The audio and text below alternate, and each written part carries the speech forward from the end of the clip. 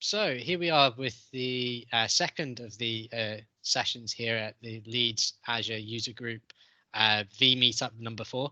And here we've got Andy, who's going to go through running an online conference in Azure. And I'll hand over to you and shut up.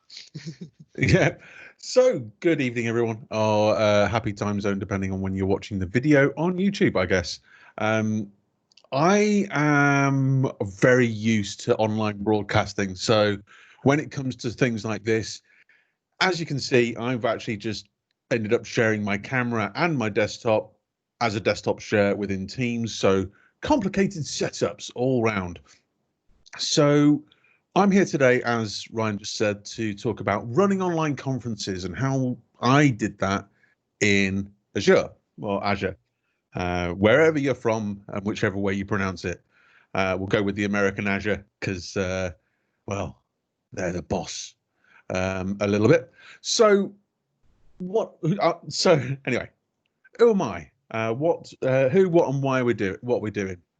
So me. I'm Andy Morrell, but I also go by an alias of Lucky Number 11. Yes, I picked it years ago. I think it was 2006, just after the film came out, and I got my own Xbox 360. And that is Lucky Number 11, if you know how to pronounce that. Yes, it's based off the film and the character in the film, and it just went, and I've just stuck with it for years. I am not as old as some people, but I am old, and I am a dad, tech head, and a lover of all things code. That is basically me. Microsoft MVP as well, but that was more at the start of the year.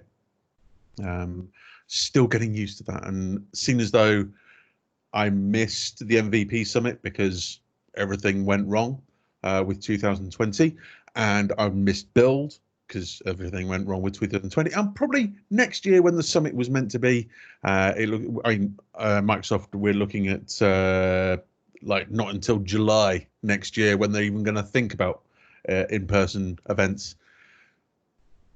So what we're going to try and do is run a conference with any number of speakers and any number of MCs on a budget of whatever you can get your hands on.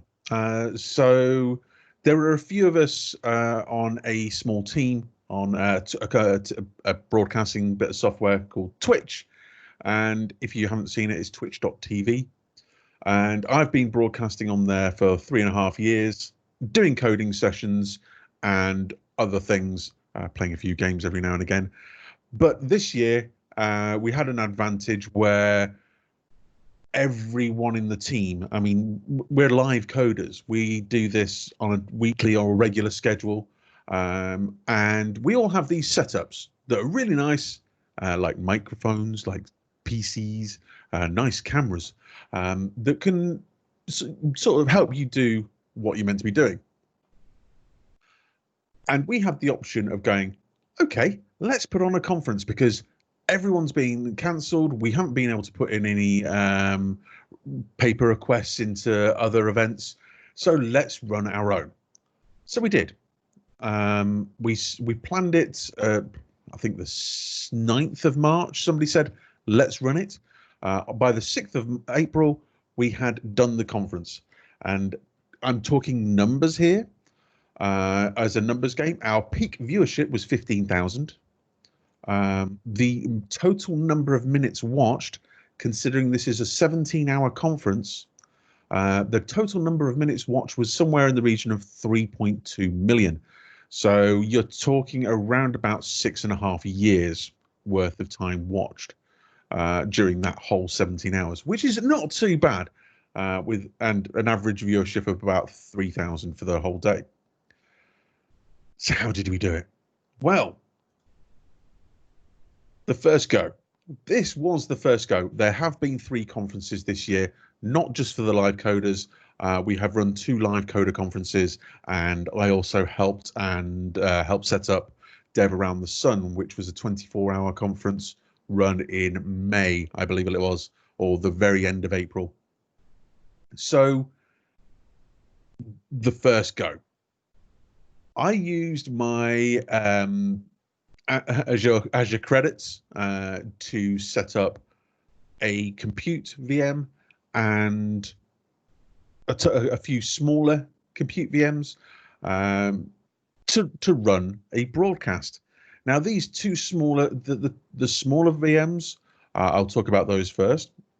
One, they are running RTMP. Now, RTMP is real-time messaging protocol, and that is basically what people use to stream today in the main. There is WebRTC, but we'll get down to that sort of that's not really used on the Twitch side of things. So Twitch use RTMP for their ingest, and this is what we do the same. So what we were doing was we were using an RTMP server which dragged in the content from all of our speakers and broadcasters and pushed that to another VM, and that was this large compute VM, which ended up being 32 core, 128 gig of memory, and that was that. The whole conference was run on a fairly shoestring budget, and this RTMP server, it had issues. I'll talk about those issues in a second. And this compute server also had its own issues. So the RTMP server is fairly dumb. All it's meant to do is receive the video broadcast and push that to this other VM. The issue we had was the ease of use and setup of it is absolutely fine because it's the Nginx RTMP protocol. So it's an extra module on top of Nginx. That extra protocol ended up having some desync issues between the video and the audio of the speakers, and it was quite significant. On the other side, within the server that was doing the actual broadcast, that big compute VM, you could see it there, and we were also having some other audio issues and everything else once we were live. And once you're live, you can't do anything about it. We did test it, but it was mainly an issue with the scale of it and where people were.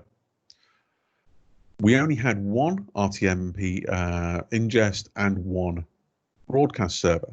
That ingest server and broadcast server were both on the US East. We had people from New Zealand, we had people from the UK and Europe, and both sides of the US all talking at this conference. As I said, it was 17 hours. I think there were 14 or 15 speakers. And then we had an MC that did we had two MCs, Master of Ceremonies, by the way, if you did not know that. Now, that first conference with those big numbers went really well, but with its issues. And as I said, the next stage was that was the RTMP desync issue. The server that was running OBS. Now, OBS is Open Broadcast Software. Now, that was receiving the RTMP feed from these multiple speakers that was going through this one RTMP server. That server just wasn't showing any signs of high CPU usage, high network load, anything like that. It was mainly just this desync issue. Now, I'll go around why we got that issue later on when I go talk about part 2. But on the OBS side of things, the VM we were monitoring on was laggy. It was horrible. The remote desktop session, which I sat in front of for a long time, just was horrible to use, and the audio interfacing, and it was just not easy to do. Now, the reason for that was we were using the CPU to encode the data and push it out to Twitch. CPU encoding on a virtual system that, although you were chucking 32 cores at it, is not the way to go. Please don't try it at home, or don't try it at Azure. But anyway, that's what we were doing wrong. And we came out of that and we said, right, what can we do better? And then all of a sudden, in came the .NET Foundation, who were supporting Dev Around the Sun. And then we quickly had our second chance to redeem ourselves and do something a little bit different. So Dev Around the Sun was a little bit of a separate beast. Either none or very few of the speakers were streamers. This also was a 24-hour conference with 48 speakers and multiple MCs going through. So before I go on to what we did here, any questions about the first bit? Not from me. Other than why did you pick that platform? Why Azure or just why cloud-based? Why the technologies that you used on the VMs? Okay. So the technologies on the VMs were picked because they were free and that information was also out there. So OBS, the open broadcast software, is pretty much what all broadcasters use to stream to Twitch.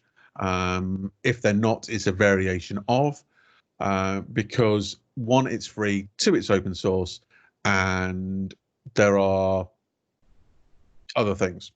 So there are other bits of software, but they're not free, and they're more they're for quality. They improve the quality of broadcast, but not significant enough to need that purchase for a simple broadcast. And Andrew, yes, single point of failure. That was an issue because I was actually one of the main single points of failure. When it came to RTMP, the reason I used the Nginx module because I had installed it before, I knew how to do it, and it was just easy. I say it's easy. It's easy. It was easy for me, and that was not the way we can.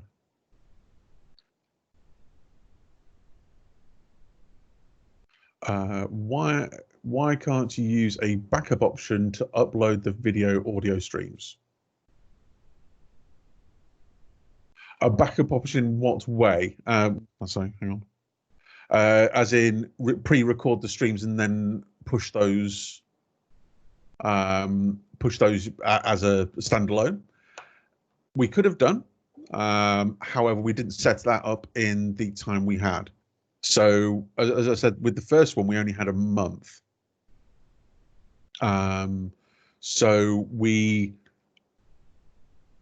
put out the call for papers that basically took 2 weeks, and then we had 2 weeks of the tech setup and getting everyone set up with stream like overlays and making sure it was all looking nice and nice and snazzy. So it looked a lot better than it sounded at times, which was a shame, but we got it all sorted in the end. And yeah, thanks Ryan for that question about the picking the technologies. It was literally just because they were free and easy. The reason we picked Twitch is because of the not just because of our own circle being in that team. It's because that platform has got a lot of reach without advertisement. So yes, we were all advertising it elsewhere. We had a few sponsors advertising it, and Twitch is a free, simple platform that you can have everyone in on. And if you do log in, then you can chat and we can gather those questions. We did gather questions using our own question answer system. I was going to go into that later on because that's one of the sort of things at the end. But thank you very much for those questions, people. It's fairly easy to use, plus the offline chat boards help. Yes, definitely. I agree with that. So Twitch session, Andrew said Twitch sessions, he's joined a few and it's easy to use. It is fairly easy to use. It's a standard chat. It looks a bit like Teams chat with multiple people in there. And yeah, there is offline chat. You can sort of go in there and just keep chatting if the stream's offline as well. So, yep, again, more communication software. Discord is another one. So let's talk a bit about Dev Around the Sun. As I said at the start, there is WebRTC, which is another broadcast medium and another way of sending data and broadcast data across the internet in an easy way. Now, with Dev Around the Sun, not a lot of streamers. So in this case, we decided not to use OBS and RTMP. The one big change we did make is we converted the server that was the broadcast server and collecting all those video streams, and we actually upgraded it a little bit, but actually still ended up being the same cost, weirdly enough. And that was, we went to a GPU instance. So we used the Azure NV6 instance, or NV6 size, as it were, with the Tesla GPU. So what we were able to do there was use hardware-based encoding and hardware-based decoding on any of the videos we were receiving as well, which worked fantastically. Instantly, the remote desktop session that you were using to assist your broadcast and produce that broadcast was 10 times easier to use. The response time was so much easier. But what about from the actual user standpoint? Now, what we did there was we used a little bit of software that is, again, open source, called OBS Ninja. Now, OBS Ninja is developed by one guy and has been around not too long, and he's still adding features to it. So this is what happens when you come to the OBS Ninja website. And it says, okay, what do you want to do? Do you want to add your camera or screen share? And what we did was all 48 of those speakers plus the number of MCs for Dev Around the Sun was we got them to share their camera and desktop in 2 separate tabs, and then input those into the broadcast software as a browser source. So what I'll do is I'll just quickly show you. I won't be able to select camera. So what I'll do is I'll share a desktop. And it's as easy as clicking to share the desktop.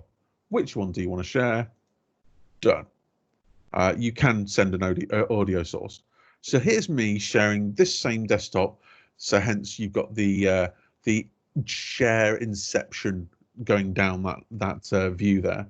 And you get a URL that says OBS Ninja view that slug there. And you put that into your broadcast software, and away you go. You've shared your desktop. Now, we did that with every single one of the speakers twice. So we had over 150 different browser sources. Now, this worked immensely well. The one problem we had was the next thing. And the next thing I'm going to talk about was the control. What happened here with the control is we were, production crew. So production crew, we had more on this because it was a 24-hour event. On the first live coders conference, I was the solo producer, and that single point of failure didn't quite work as well. So on this one, being a 24-hour conference, we were a little bit more organized and we got a few more people in production. In fact, there was at least 3 people on the production team the full time. And we did it in shifts over those 24 hours, around about a 4 or 5 hour shift. And it worked perfectly. We had people communicating, coming in, making sure we were connected to the browser sources, and then publishing those. Now, you might think, hang on, I just went in with, and I've got a random slug there. Or do I push to something and plan to push to something that I might not know about? So, for example, on this slug here, I've got FM, capital E, lowercase e, capital Z, Y, and capital G. But what I can do is I can just change it to Andy Morrell. And there we go. Leave the page. Share my screen again. I'm not going to try and share a camera because I've got 2 cameras being shared with the meeting right now. and it would basically break. Okay, so there we are. Now I'm actually pushing to Andy Morrell. So the browser source, although not shown here because that's a feature of this, is to not sort of show that if you're putting in one. I can put that into the browser source and plan my way around this conference. So I'm able to put any slug I want. And we did that with a lot of the broadcasters. Sorry, a lot of the speakers. I say broadcasters. A lot of the speakers. And they were able to sort of broadcast to us their camera and their desktop. We had them all set up in the right place. And again, it went swimmingly. We had a nice conference, and that was another Azure-based one with that one single OBS. I call it an OBS server, but it's a broadcast server, and that we were getting that. We were sort of improving. So before I move on to part 3, are we nearly there? Are we nearly there yet? And are we nearly there yet? Is Live Coders Conference 2, where we've, and by the way, my orange glow is because of this on a massive screen right next to me. So any other further questions? Because I can, I think there might be a few, and I'm going to talk about a few more things at the end, sort of as tidbits. Sort of. It's an interesting thing to try and put together a conference that runs for 24 hours anyway. And as you pointed, single point of failure sometimes is a human element more than a technical element. I know I'm in the process of planning something that is going to be a 24-hour event, which hopefully reduces that risk of it being a human element problem. By splitting that load off between a couple of others. What were the sort of the biggest pain points that you found in this so far? So apart from the couple, so the biggest pain points on part 1 or the first Live Coders Conference were the desyncing issue and the single RTMP server. I'll get around to that on what I'm going to talk about with this version, and the non-GPU based broadcast server. So those were the two massive hardware issues that I had at the start. When it came down to Dev Around the Sun, the issue was not everyone being a broadcaster and not being aware of things like OBS and OBS Ninja. So we were trying to sort of third party that and sort of trying to not third party that. We were trying to explain that to these speakers on how you've got to broadcast now, because well, it's not a physical event. You can't just stand up in front of a room and have your PowerPoint on a big screen behind you. We've got to construct that. And some people just don't quite understand that live broadcast mentality at this point, or didn't back like a few months ago. Now, when it came down to the production side of things, having me as the single point of failure and the only producer in the first one was an epic error. Yes, I could actually get things done, and yes, I was actually willing to do that, but I wouldn't do that ever again. Now, in terms of the second one, Dev Around the Sun, the actual production team came together really, really quickly. And all I did was a simple 5-minute video of you click here, and you click here when you're done. And when you're monitoring the audio of the speaker, if they say, I want to go to my camera or I want to go to my slides, we were switching them from this sort of view that you're seeing now, which is me and my slides, to say the individual slide. So that's just me and the camera. So I say, as a speaker, they were going, and now over to my slides, and we were going, there we go, click on that button, broadcast it. And it was a very manual process. Now, the difference between having a broadcaster and using OBS. Yes, exactly, Andy. We're always Andrew. We're always behind the scenes. So what the good thing we had on the first conference was everyone was broadcasters, so we could give them those two scenes, for example, and they could flick between them when they wanted. With Dev Around the Sun, the pain point was actually having those audio cues. Oh, thanks, Andy.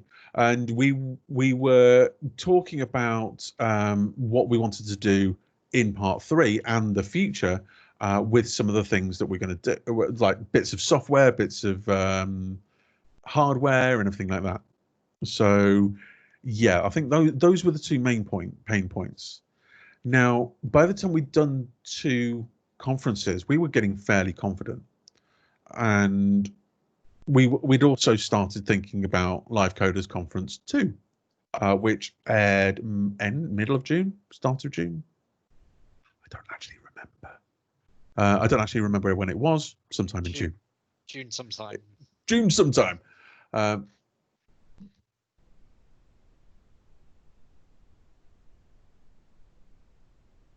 Yeah, that's right. We had to sort of set the expectation of what they're going to see and what they're not going to see, and what audio cues they're going to get from us, and what audio cues we expected from them.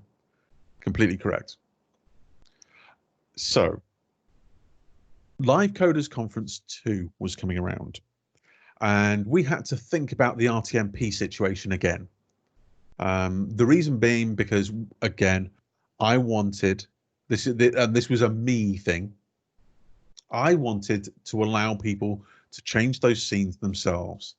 I wanted to allow them to have the control and be able to pass backwards and forwards between those scenes when they needed. We even had a guy in the second conference that was doing some robot-based things. So he had another camera and he had a third scene just pointing at that robot, which was lucky that we had the new system in place. So we had to think about what we were going to do with the RTMP server. So the OBS server, so the broadcast server, was almost exactly the same as the Dev Around the Sun one. There were some changes. I'll get to those in a minute. But what were we going to do with the RTMP server? Why were we getting the desync? Why were we sort of having all those issues? The one thing we did, or the one thing I came up with after a little bit of research, was we ditched the Nginx system. We didn't even look at the Apache system. What we did do is we went with a pre-built system that was being sold and wasn't, well, I'll get to the open source thing in a moment. We were looking at the pre-built system that was able to do it automatically, and we had that end-to-end pre-built system for us. So we looked at several different options on that. We looked at a thing called Nimble. We looked at a company called Wowzer. And then there was a couple of others which I cannot remember because they were touched on very, very lightly. Because the one we actually ended up going to was a bit of software called Ant Media Server. Now, Ant Media Server has an RTMP feed, and you are also like you can broadcast to it in RTMP. You can broadcast to it with WebRTC. You've got a lot of more options in that case, and there is also another added advantage of this, where the community edition of Ant Media Server is open source and it's on GitHub and ready to go. The only problem was the Ant Media Server Community Edition has a latency. So this is from when it receives the video until it pumps the video out on the other side, of around 8 to 12 seconds. Now that's because it's an artificial latency. They build it in artificially. Don't ask me sort of how they do that, but the latency on the other side with the enterprise pay for version is around about half a second, or up from half a second up to about 2 or 3 seconds. So the reason we went with them was because of not only their open source community edition and actually supporting that, but they also had APIs. They had a webhook system. There was also a WebSocket system in there, and it was their documentation was absolutely flawless, or as near to it as possible. I installed the server installed one server in around about 10 minutes because they actually have it in the Azure marketplace as well. So it's like, I want an Ant Media Server Enterprise Edition, go.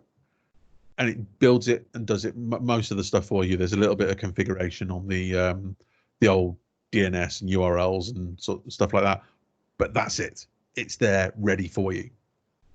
So the reason we went with that is, one, ease of setup, two, it's open source nature on a big chunk of it, three, the documentation, and four, there was no issues with desync, and they've configured their system and made their system so it works, which is a massive plus.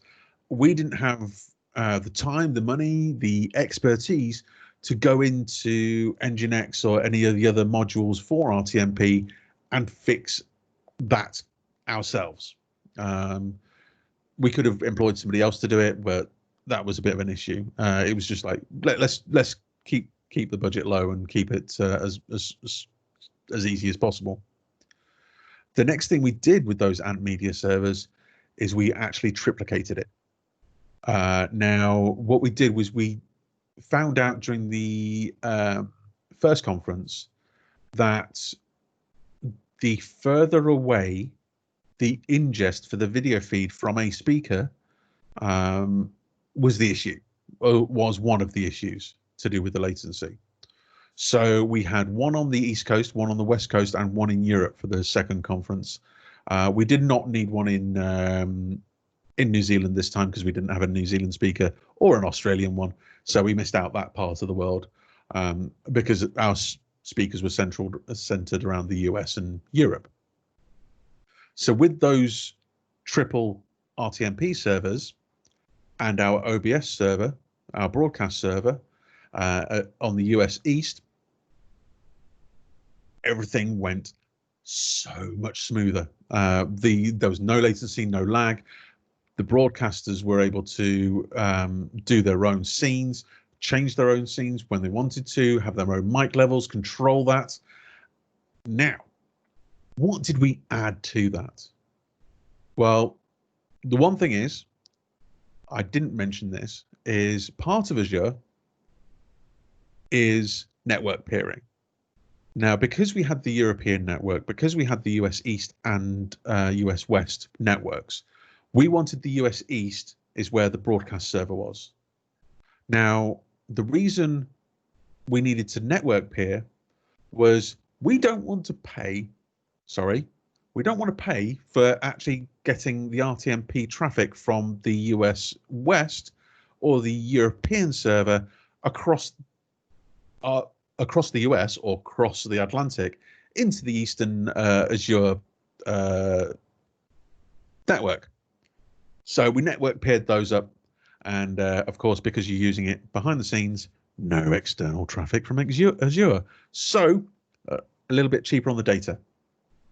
The good thing about that was, once we only had because ingest you don't pay for, it's only external. The only data we paid out was when it was going from the OBS server on the US East out to Twitch, which was fantastic, so much better. The actual total cost for a 10-hour conference, plus testing around that and getting all the speakers connected and set up, was less than $200. So not bad going, if I don't say so myself. So that was what we sort of did, and that's this Azure setup. But we added some extras to this. This was mainly from a production standpoint to start with, but something that we're expanding on down the line. So what we did is we created a little bit of software, and that software uses another part of OBS, the broadcasting software, called OBS WebSockets. Now that's another third-party tool.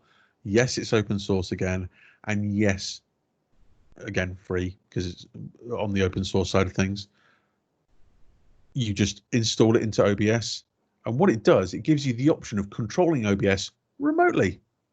And because we had that option now, we were able to do things like the production staff was able to switch the scenes remotely by a separate control panel. We haven't done the full audio monitoring and the video monitoring side of things remotely yet, but that's something we're going to be adding to that. So you don't even have to log into the server. You can just click start broadcasting and it will broadcast. But this is the things that we're building on and building extra bits. And that extra sort of panel, we were going to let the speakers and MCs log into that because we were going to make it a web interface, and we were going to allow them to see when they were live, change their own scenes for themselves remotely, and finally pass back to the MC when they're done. When they're done with their speaking, which means the production crew are sat. This is me being lazy right now. Are sat monitoring audio, monitoring the connections, making sure everything else around it is working swimmingly, because there are some things that we need to think about. So, where do we go from here? Well, I'm expanding this software. I'm expanding what it does and sort of hopefully trying to get that side of things polished off and being able to hand off some of the things to speakers and MCs is going to be one hell of a job, and being able to do that is going to be really nice to do. The next thing I would like to get around is setting up this whole system with some sort of one-click interface.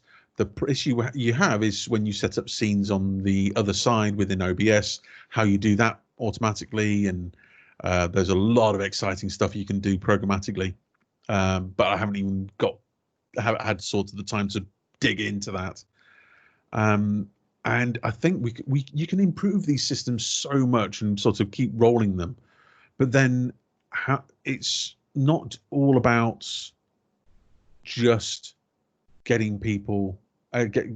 Now it's a case of we can run these conferences fairly simply. It's how you get people to see the conference and how you get people to do more of them. Because to be honest, I'm not fighting anyone to do conferences. If you want to do a conference, fine. But if you need some help doing one, I'm here. I really am. I can sort of help you and push you in some directions and push you away from other things. But you want that audience for your conference. And there are certain places to get that audience, and there's certain places that work better than others. Like Twitch is an instant yes. Broadcast to Twitch, you've got audience. Broadcast to Mixer, which unfortunately doesn't exist anymore.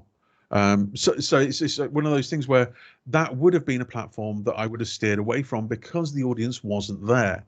And it is unfortunate. It's not a funny thing sort of when you lose a bit of competition, especially between those sort of two companies.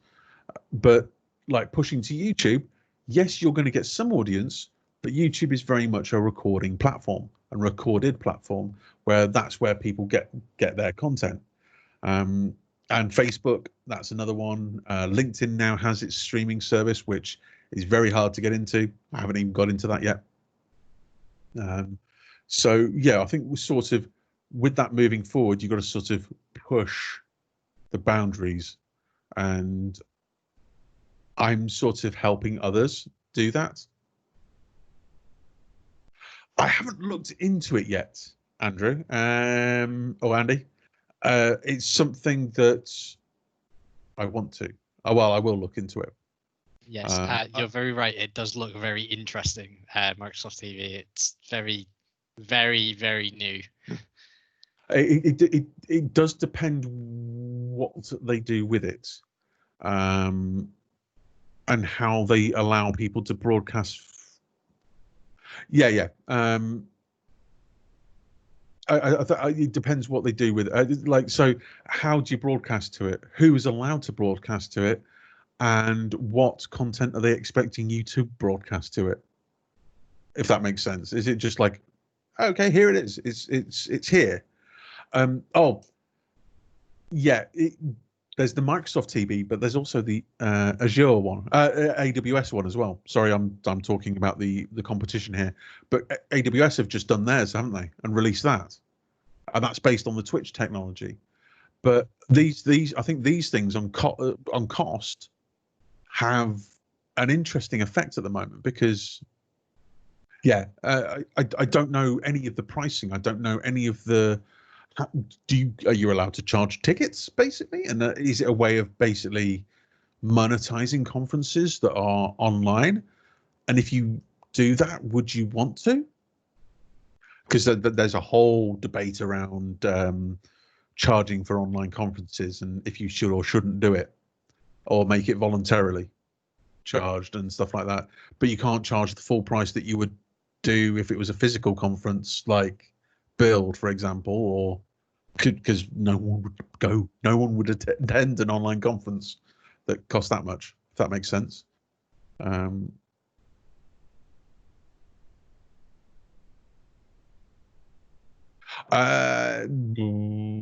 Yes. I think they've got, they've got a lot of broadcast software and broadcast company that does bits for them.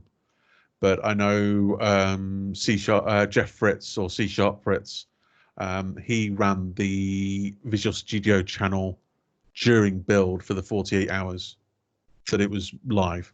Well, him and Brian Clark did the management of it and sort of left it all to run automatically. But yeah, that was an interesting thing. So, thanks for listening, everyone. I hope that was interesting. I don't. It's not very slide heavy, obviously, and there is not very much sort of demo. It's very much me talking and sort of spouting information. That's why I'm in a camera in this bottom corner here, and I hope I'm the right way around for you guys at home. No, it was really good. I really enjoyed it.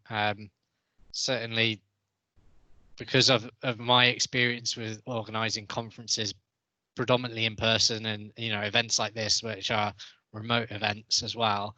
It's interesting to see and hear a different way of organizing an event like that. I've been involved and watched quite a lot of conferences that have been run via Twitch or via YouTube, so they've streamed it straight to those platforms. And this sounds like what we're going to probably need to look at using, which makes sense. Yeah, and with this whole technology stack, it's easy to use. It really is. I actually recently gave a training course to GitHub for this exact same thing. It wasn't just it wasn't just it was how to set up this software and how to configure it and how best to use it. So that's hence why the slides are pretty sort of not so heavy on the actual giving you all the information. But it is open source software and you can do it yourself. But no, it's like training courses to GitHub, and they're starting up stuff like this, and they're starting up using Twitch a lot more, and even YouTube. So I think it's interesting times of where online conferences or non-physical meetups are going and maybe going in the future. Yeah, I personally think we're going to see a lot more hybrid events. Post all, once we get to a point where we can go back to having in-person events, there will be an in-person element, but there will be a hybrid element to it as well. Because I think one of the biggest things that Microsoft took away from Build this year was the fact that when they said, right, we're going to do it virtual, they got such a larger audience because of the fact it was there and available. And I think we will see in-person events, and you'll pay for the in-person experience. Yes. And maybe not pay for the online experience. I don't know Yeah. how. I don't know what will happen with this in the other communities and other groups that do it. I know the events that I'm planning, they were paid in-person events, and they're now going to be non-paid online events, so that we can get the most reach. But we are looking at other potential ideas for the future as well. And it becomes more fun doing streaming of a live session that somebody's actually doing in a room, and presenting to a live audience as well as to YouTube or to Twitch. It's interesting to do that. Oh, I spoke at TwitchCon 2018 in front of a live audience, and it was being recorded. Unfortunately, I wasn't on the live track, so I wasn't on the track that was actually being broadcast at the time, which I didn't know at the time either. Which is I thought it's me in the front of a room with 200 people and then a few thousand people watching on Twitch, which would have been interesting, a bit more nerve-wracking, but yeah. So. And Andy in chats is saying, like, he's been setting up OBS for people like trainers and also college teachers. It's a fantastic piece of kit, and people still use things like Camtasia for recording their desktop when they don't need to anymore. This is free. It can capture your desktop, and you can record and just push out to multiple platforms, and it's just. Yes, it's a little bit more of a learning curve than Camtasia, but it's that much better quality. You don't have to pay for it, and you don't get any watermarks. I do think they're two different products that issue against two different markets. OBS is really, really good for those who really want to just get something done quickly. Camtasia had an additional layer of professionalism in some of its bits, which is where you get the benefit of the license cost. I know a lot of people who've written Pluralsight courses, for example, that use Camtasia for their final edits, but they do a lot of their pre-recording in OBS. So there's a mix of using technologies where appropriate. Where's that option gone? Right.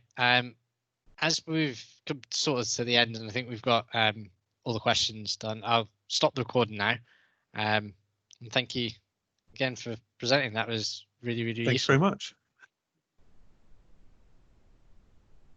Oh.